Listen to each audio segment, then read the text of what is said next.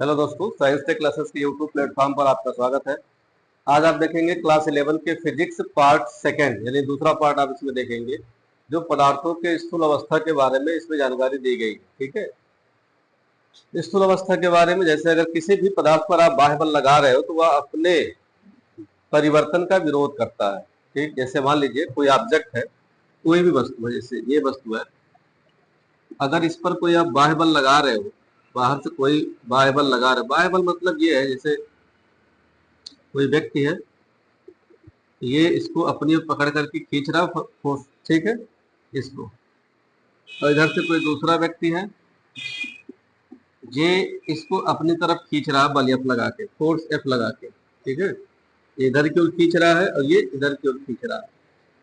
इसके अंदर जो भी इसके छोटे छोटे पार्टिकल है, अणु है, वो एक दूसरे का क्या करेंगे, विरोध करेंगे। ठीक है, किसका विरोध करेंगे, जैसे आप इसको खींचोगे तो ये छोटे छोटे जो पार्टिकल हैं ये अपनी अवस्था परिवर्तन का विरोध करेंगे। ये कहेंगे अगर तुम इधर खींच रहे हो तो मैं इधर जाऊंगा, और ये अगर इधर खींच रहे हो तो ये कहेंगे इधर जाएंगे। इस अवस्था परिवर्तन का जो विरोध होता है अपने खुद, अपना स्वयं उसका प्रॉपर्टी है ये, वो कहलाता है प्रत्यास्थता। प्रत्यास्थ, ठीक है, वो कहलाता है प्रत्यास्थ। जो अपने ही परिवर्तन का विरोध होने से रोके वो कहलाता है प्रत्यास्थ। यहाँ पर इसके आकार में चेंज होने जाए तब ये विरोध करे, ठीक है, इसकी आकृति में चेंज होने जाए तब इसका विरोध करे।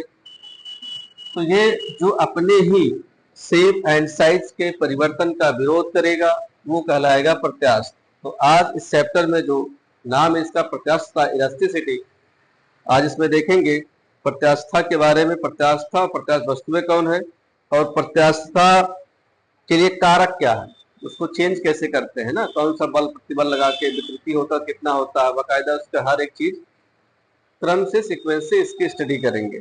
तो यहाँ पर एक शब्द आता है प्रत्यास्थता, किसे कहते हैं, प्रत्यास्थता किसे कहते हैं। प्रत्यास्थता किसी वस्तु या पदार्थ का वह गुण है, लिखना पड़ेगा, लिखिएगा,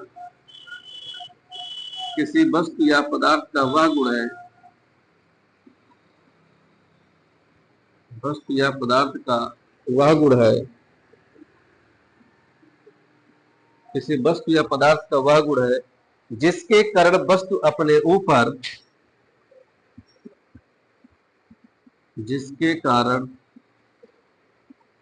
वस्तु अपने ऊपर, वस्तु अपने ऊपर आरोपित विरूपक बल, आरोपित विरूपक बल, विरूपक बल यानी कि डिफॉर्मिंग फोर्सेस, डिफॉर्मिंग फोर्स, आरोपित विरूपक बल द्वारा उत्पन्न, द्वारा उत्पन्न आकार अथवा आकृति में,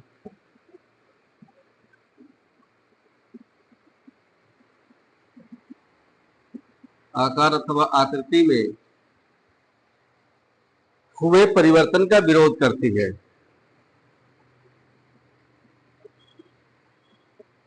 हुए परिवर्तन का विरोध करती है, ये रहा। किसी वस्तु या पदार्थ का वह गुण है, ये वस्तु या पदार्थ इसी का गुण है जिसके कारण वस्तु अपने ऊपर, चाहे यहां से फोर्स लगाए, यहां से कहीं से फोर्स लगाए, इस जो एक्सटर्नल फोर्स होता है इसका नाम है डिफॉर्मिंग फोर्सेस, विरूपक बल, यानी उसका रूप चेंज करने वाला जो बल होगा वो कहलाएगा विरूपक बल। आरोपित विरूपक बल द्वारा उत्पन्न आकार अथवा आकृति में, इसका शेप एंड साइज में जो भी परिवर्तन का विरोध करेगा वह प्रॉपर्टी क्या कहलाता है, प्रत्यास्थता कहलाता है। ठीक है, वह प्रत्यास्थता कहलाता है। जैसे ही विरूपक बल हटा लिया जाए, अगर इसको हटा लेंगे, जैसे विरूपक बल हटा लिया जाए या वस्तु अपनी मूल अवस्था में आ जाता है। ठीक है, जैसे ही विरूपक बल हटा लिया जाए,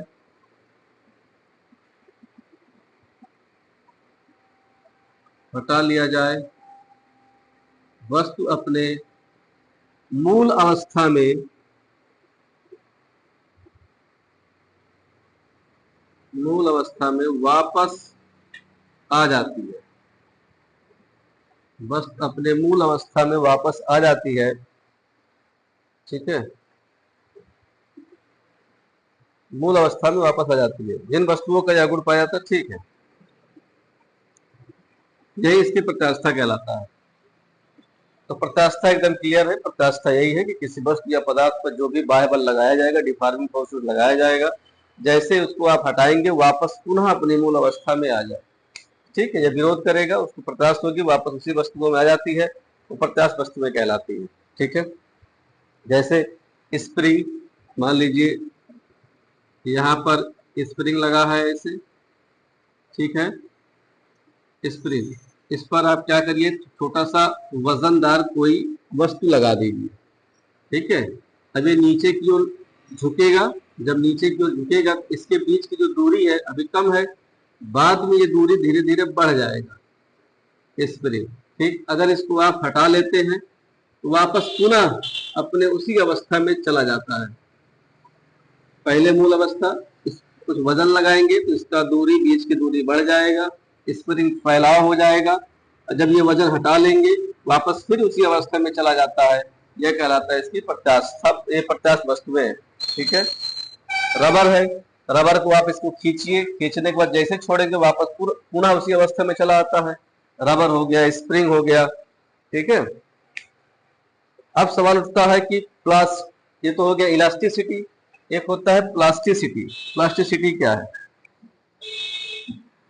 ये इलास्टिसिटी है, अगला पूछा जाएगा प्लास्टिसिटी क्या है, ठीक है। प्लास्टिसिटी, प्लास्टिसिटी क्या है? जब किसी वस्तु पर बाह्य बल लगाया जाता है, डिफॉर्मिंग फोर्सेस इधर की ओर, जब किसी वस्तु पर बाह्य बल लगाया जाता है तो यह अपनी शेप एंड साइज को, रूप रंग यानी आकार को बदलाव में ले आए, आकार या आकृति, ठीक है, आकार या आकृति, इसका रूप बदल जाए।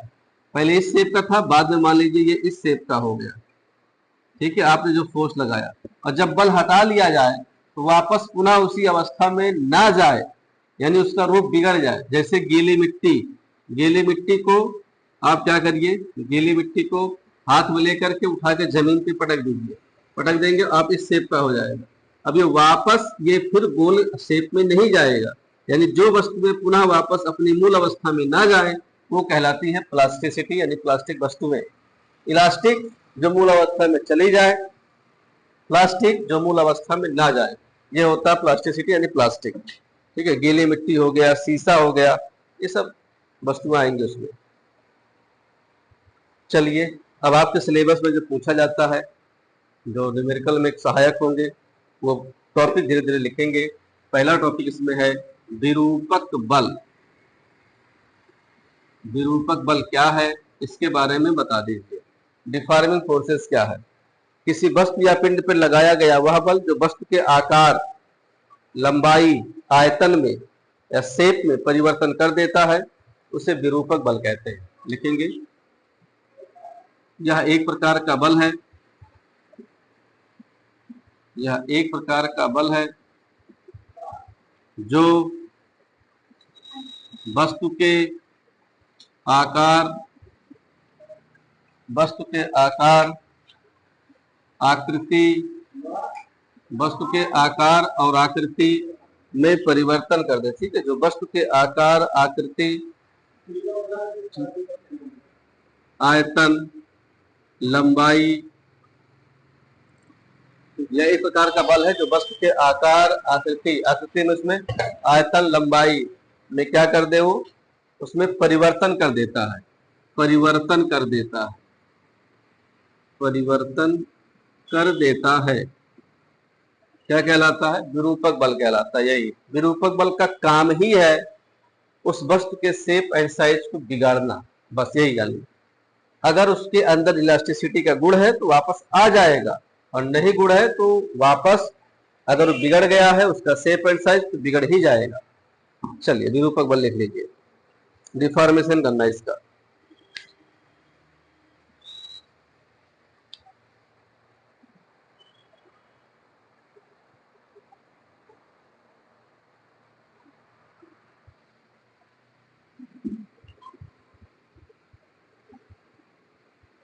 अगला हेडिंग है इसमें प्रतिबल। प्रतिबल क्या है? कोई भी ऑब्जेक्ट है, जैसे मान लीजिए यहां नीचे एक वस्तु हमने लटकाया, ठीक है, वस्तु, और यहाँ पे कोई व्यक्ति है, ये इसको पकड़ करके फोर्स एफ लगा करके नीचे की ओर खींच रहा है, इसको नीचे की ओर इसको खींच रहा है, तो इसकी लंबाई थोड़ी सी क्या हो जाएगी, बढ़ जाएगी। पहले लंबाई इसकी मान लीजिए एल था, बाद में डेल्टा एल, इसकी लंबाई बढ़ गई, ठीक है।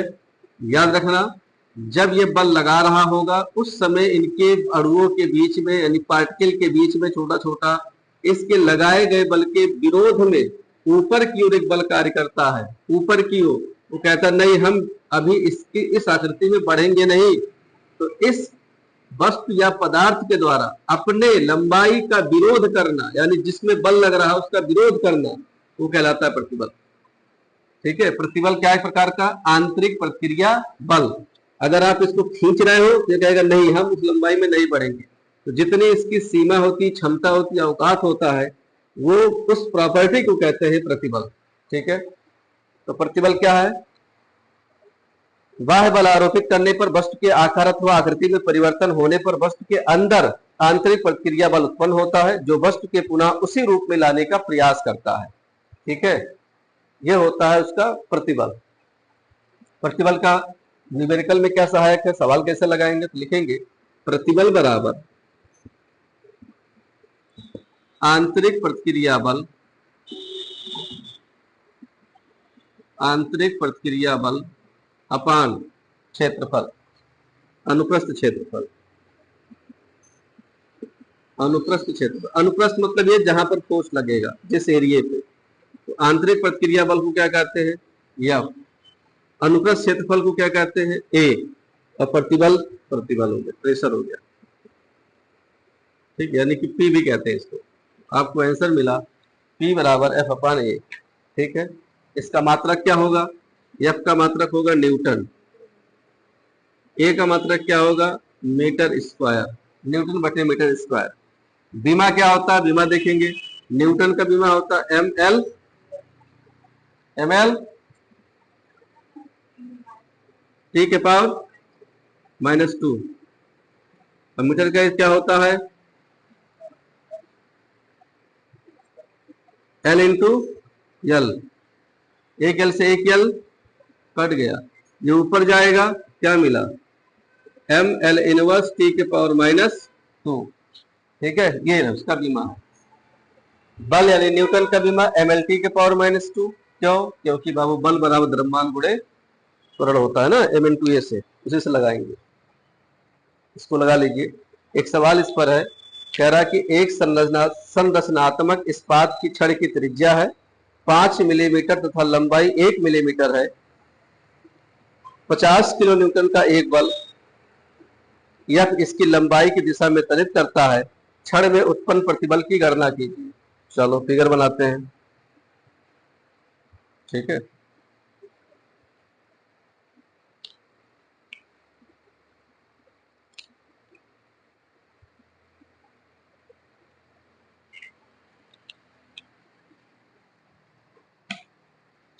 चलो अब एक सवाल लगाते हैं।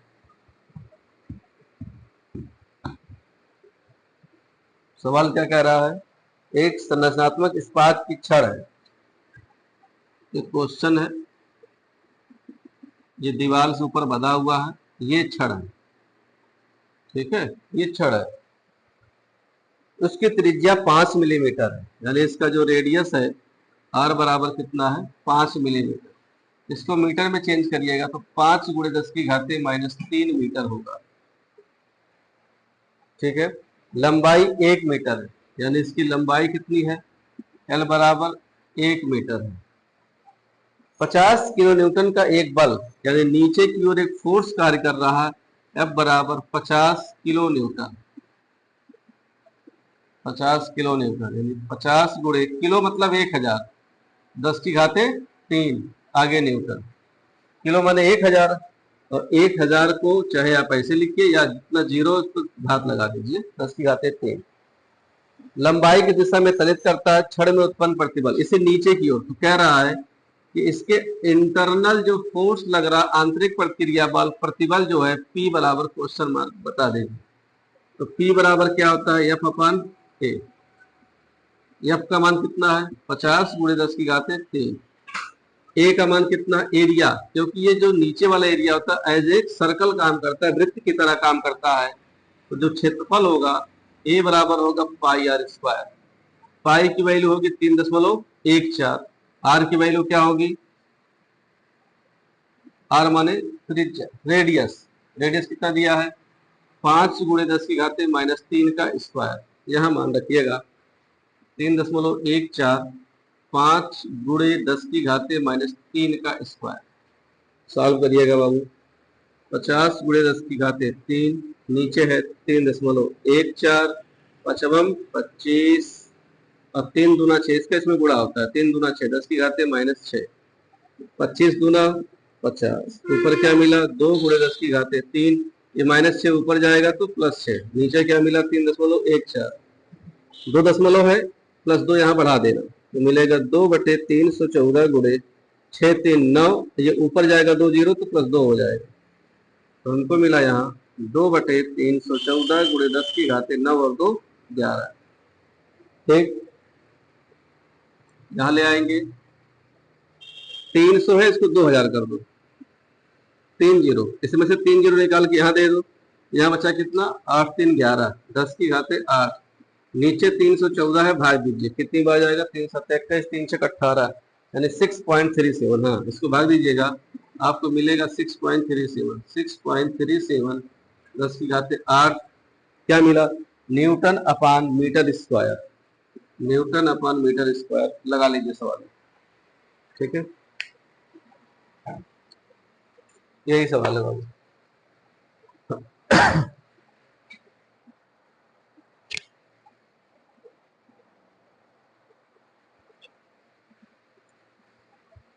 यह एक चीज ध्यान देना, जो भी नीचे तार होगा एज ए सबसे आगे वाला सिरा, जैसे ये मार्कर है इसके आगे वाला सिरा क्या काम कर रहा है सर्कल की तरह काम कर रहा है, तो सर्कल की तरह काम करेगा, इसका एरिया जब निकालेंगे पाई आर स्क्वायर से निकलेगा। ठीक है,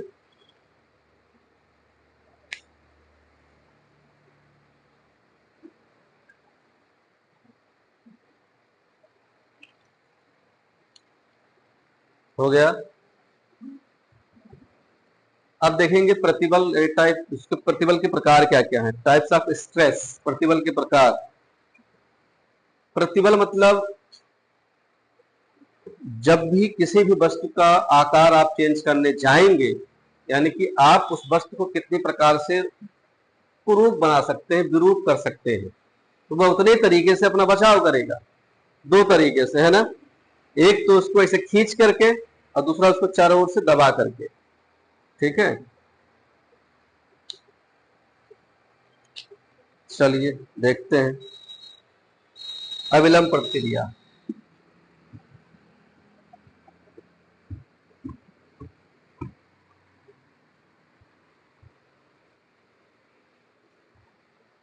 प्रतिबल के प्रकार,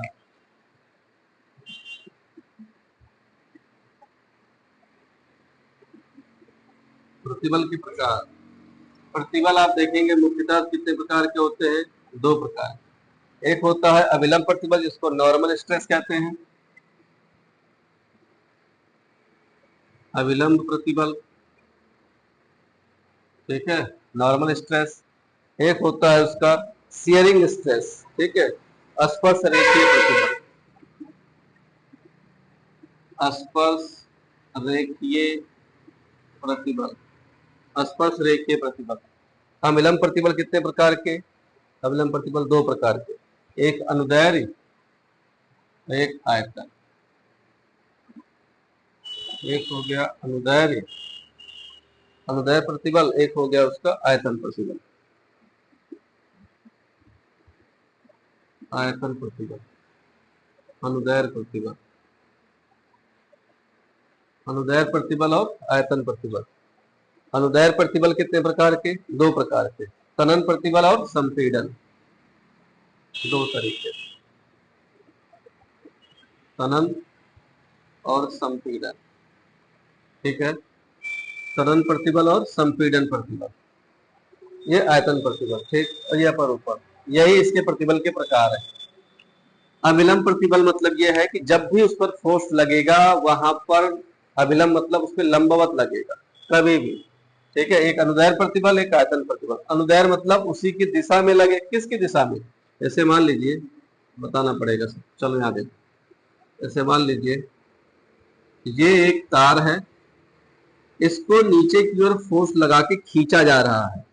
जब नीचे की ओर फोर्स लगा के आप खींचेंगे तो इसके लंबवत हुआ कि नहीं हुआ, लंबवत हुआ, अविलंब लंबवत हुआ इसके, तो ये जो लंबवत लगा यहाँ बल, तो ये हो गया अनुदैर्ध्य प्रतिबल। अब इस अनुदैर्ध्य दो प्रकार से, या तो आप इसको लंबाई में खींच दीजिए जिसको बोलेंगे तनन, या तो इसको अंदर की ओर फोर्स लगाएंगे, इसको क्या कर दीजिए, सिकोड़ दीजिए, यानी कि उसको चिपटा कर दीजिए, वो होता है संपीड़न। अगर खींच रहे हो लंबाई बढ़ेगी, तनन, अगर उसको दबा रहे हो अंदर की लंबाई घटेगी तो संपीड़न। आयतन प्रतिबल में क्या होगा, मान लीजिए पहले कोई बॉल है रबड़ का, इधर से भी इधर से भी इधर से भी इधर से भी कहीं से आप फोर्स लगा रहे हो, तो इन दोनों के बीच में 90 डिग्री एंगल बन रहा है, नहीं बन रहा, अविलंब, इसलिए तो इसका नाम है अविलंब। इतना दबाए कि बाद में चल करके उसका शेप डेल्टा वी कम हो गया, ठीक है। पहले कितना था वी, अब दबाए कितना हो गया, डेल्टा वी कम हो गया, तो बचा कितना, वी माइनस डेल्टा वी, ठीक है, वी माइनस डेल्टा वी बचा। यानी ये भी क्या है, एक प्रकार का अविलंबवत बल लगाया जा रहा है, इसलिए इसका नाम क्या है, अविलंबवत बल का पार्ट क्या है, आयतन प्रतिबल। जब लंबाई में कम होगा तो तनन संपीड़न, जब आयतन में कमी होगा तो आयतन प्रतिबल। अब आते स्पर्श रेखीय प्रतिबल। स्पर्श रेखीय, इसका कहने का मतलब यह है जैसे कोई बुक है, ठीक है, बुक है ना, जैसे मान लीजिए ये बुक है, अब इस बुक को क्या करिए, तो फोर्स लगाइए, है ना, फोर्स लगाइए, वो थोड़ा सा क्या जाए, स्लाइडिंग लगा करके इसको ऐसे स्लिप कर दीजिए, यानी पहले इसका ऐसे शेप था, जैसे आप इसको बल लगाएंगे तो स्लाइड हो जाएगा, यानी कि जब उस पर स्पर्श ऊपर से बल लगा करके उसके शेप में चेंज कर दिया जाए, पहले किस शेप में था, ये रहा उसका शेप, ठीक है, पहले उसका शेप ये था, इस तरह से यहाँ फोर्स लगाया जा रहा है, अब बाद में धीरे धीरे उसका क्या हुआ, अब ये वाला सिरा यहाँ चला गया, यानी कि इन दोनों के बीच में डिस्टेंस कितनी हो गई, डेल्टा एक्स स्लिप कर गया, बीच की दूरी बढ़ गई, पहले ऐसे था थोड़ा सा स्लिप हो गया, तो इस पर जो फोर्स लगाया गया, इस पर जो स्लाइडिंग हुआ, यही कहलाएगा स्पर्श रेखीय प्रतिबल, यही स्पर्श रेखीय प्रतिबल, ठीक है। इसके बारे में आपको लिखना पड़ेगा, अविलंब प्रतिबल क्या है, तो सुन लीजिए, जब किसी वस्तु की सतह के अभिलंबवत विरूपक बल लगाया जाता है तो वह अविलंब प्रतिबल कहलाता है। इसके दो पार्ट हैं, अनुदैर्ध्य प्रतिबल और आयतन प्रतिबल। अनुदैर्ध्य प्रतिबल क्या है, जब विरूपक बल केवल लंबाई में परिवर्तन करे, केवल लंबाई में परिवर्तन करे तो हम उसे अनुदैर्ध्य प्रतिबल कहते हैं। दो प्रकार का होता है, त्वरण प्रतिबल और संपीड़न प्रतिबल। जब उसकी लंबाई में वृद्धि करेगा तो त्वरण प्रतिबल, और जब उसकी लंबाई में क्या करेगा, उसकी कमी करेगा तो संपीड़न प्रतिबल। आयतन प्रतिबल में आयतन की में उसकी कमी करेगा तो उसको आयतन प्रतिबल कहते हैं, यानी कि यदि वस्तु के प्रत्येक तल पर समान रूप से बल लगाया जाए तो उसके आयतन में परिवर्तन होता है। इस आयतन में परिवर्तन का विरोध करने वाले प्रति एकांक क्षेत्रफल पर कार्यरत आंतरिक प्रतिक्रिया बल को आयतन प्रतिबल कहते हैं। सबका जो भी शुरुआत का जो डायलॉग है वो सेम है, लास्ट में जाकर के आयतन चेंज करेगा तो आयतन, और उसका लास्ट में उसका लंबाई में चेंजिंग करेगा तो लंबाई वाला उसमें आ जाएगा, ठीक है। अपरूपण प्रतिबल क्या है, जब विरूपक बल वस्तु की सतह के समानांतर या स्पर्श रेखीय हो तो वह वस्तु के आकार में परिवर्तन कर रहा हो तो परिवर्तन का विरोध करने वाला एकांक क्षेत्रफल पर कार्य करने वाला आंतरिक प्रतिक्रिया बल स्पर्श रेखीय प्रतिबल कहलाता है। यही है। कल के लिए नेक्स्ट हेडिंग रहेगा विकृति, स्ट्रेन। विकृति क्या होता है कल बताएंगे, विकृति क्या है, बस आज इतना जान लो कि पहले अगर उसका शेप यल रहा हो, बाद में बिगड़ करके डेल्टा यल हो गया हो, इन दोनों का अनुपात कहलाता है विकृति। यही है कि पहले क्या था और बाद में क्या हो गया, दोनों का रेशियो जो निकाला जाएगा वो कहलाएगा विकृति, ठीक है। आज के लिए इतना ही रखते हैं, और अपने जो भी क्लास 11, 12, 9, 10 किसी भी क्लास के बच्चे हों, यूपी बोर्ड, सीबीएसई बोर्ड, उन तक ये वीडियो शेयर करते रहिए, ठीक है। साइंस टेक क्लासेस, इसको थोड़ा प्रचार प्रसार करते रहिए, ठीक है। इतना ही रखते हैं, जय हिंद।